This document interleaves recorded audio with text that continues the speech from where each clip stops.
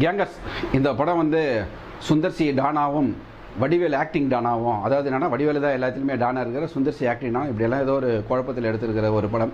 அதாவது முதல் பாதி கதை ஒரு இடத்துல நோக்கி போகுது. அதாவது என்னென்னா ஒரு பள்ளிக்கூடத்தில் படிக்கிற ஒரு பொண்ணு காணாமல் போகுது.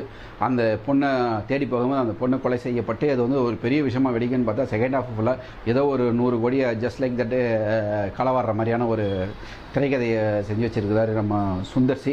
இந்த மாதிரியான திரைக்கதை வடிவேல் வந்து கம்பேக்னு எல்லாருமே தலைமையில் வச்சு கொண்டாடுறாங்க. ஆனால் கம்பேக்குன்னு சொல்கிற அளவுக்குலாம் வடிவேலோட காமெடி எதுவுமே இல்லை. எல்லாமே நமக்கு தேட்டரில் வந்து ஒரு இரிட்டேட்டாக தான் இருக்குது வடிவேல் காமெடி.